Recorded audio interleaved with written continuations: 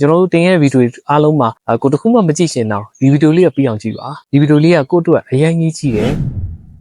အခုနောက်ပိုင်းအတွေးလေးတစ်တွေကျွန်တော်တို့ရတယ်ပေါ့နော်အဓိကအကြဆုံးဖြစ်တဲ့လူရဲ့ပတ်စံလူချင်းကြလူရဲ့အားလုံးပတ်စံရခြင်းကြတယ်ချမ်းသာခြင်းကြတယ်ကျွန်တော်လည်းဟိုချမ်းသာခြင်းပါပတ်စံရဒါပေမဲ့ခုနောက်ပိုင်းအတွေးလေးတစ်ခုပိုရလာပြီပေါ့နော်โอเคပတ်စံရခြင်းနဲ့ဘာလို့ပတ်စံရခြင်း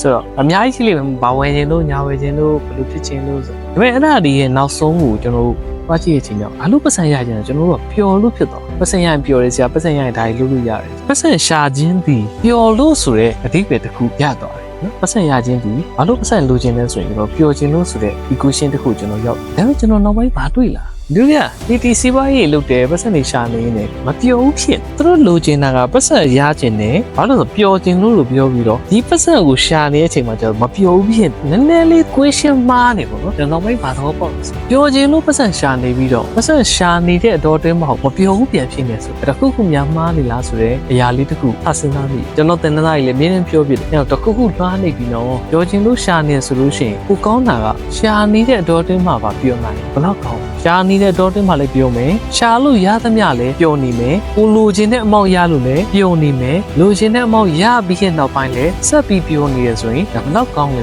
ဒါမှလည်းစီးပွားရေးလုပ်တာအေးပဲရှိရုံတင်မဟုတ်လို့ရှိရင်ကျွန်တော်တို့ကဒီစီးပွားရေးလုပ်နေတဲ့တစ်လျှောက်လုံးမှာကျွန်တော်တို့က stress ကြီးများမယ်ဝန်ထမ်းတွေလည်းအဆင်မပြေဖြစ်မယ်အိမ်တော်ကြားတဲ့သူဆိုရင်အိမ်တော်ဦးစီးတွေကိုအိမ်ရှင်မနဲ့အဆင်မပြေဖြစ်မယ်ဒီသားစုဝင်တဲ့အဆင်ပြေပြီးတော့ဝန်ထမ်းတဲ့အဆင်ပြေအမျိုးဝင်တဲ့အဆင်မပြေပြီးမယ်တငယ်ချင်းတွေနဲ့မခုံမပြောနိုင်ဖြစ်နေမယ်ကွန်ပျူတာတွေနဲ့တခြားသူတွေပြောရချိန်မှာစိတ်ထဲမှာဒီပတ်စံရဖို့အတွက်ပဲ stress ကြီးရပြီးတောကတွေပေါ်ကနေညာဘက်ဆိုအိတ်လို့မရအောင်ဆိုဒီစီးပွားရေးလုပ်တာကြီးကရောကျင်လို့လုပ်တယ်ဆိုပြီးတိတ်တော့မရှိတော့ဖြစ်ဘူးဘယ်ကြီးရဲ့ချက်လေးကိုကျွန်တော်ပြန်ပြီးထားဖို့တနေ့ငါပျော်ဖို့အတွက်ပတ်စံရှာနေဆိုလို့ရှိရင်ဒီနေ့လဲပတ်စံရှာရင်းနဲ့ငါပျော်ဖို့စဉ်းစားရမယ်ဆိုတဲ့ဟာလေးကိုစပြီးတွေ့ရတော့ကျွန်တော်ဒီနေ့တင်ထဲမှာဘာမှမရရင်တော့ကျွန်တော်တို့တင်ရဲ့ဗီဒီယိုအားလုံးမှာကိုတစ်ခုမှမကြည့်ရှင်တော့ဒီဗီဒီယိုလေးကပြီးအောင်ကြည့်ပါဒီဗီဒီယိုလေးကကိုအတွက်အရင်ကြီးကြည့်ရယ်နေ့တိုင်းပျော်ဖို့အတွက်ပတ်စံရှာနေတဲ့နေ့တိုင်းမှာတော့နေ့တိုင်းပျော်ဖို့အရေးကြီးတယ်ပတ်စံထဲအဲ့ဒါပိုရေးကြီးတယ်ဒါလေးတစ်ခုခုရသွားတယ်ဆိုလို့ရှိရင်ဒီကကြည့်နေတဲ့မိတ်ဆွေတက်လည်းအများကြီးကြိုးရှိမယ်ကျွန်တော်ထင်ပါတယ်တင်ထဲမှာလည်းကျွန်တော်အမြဲတမ်းတင်ပြီးကိုတင်ထဲလာတယ်သူတို့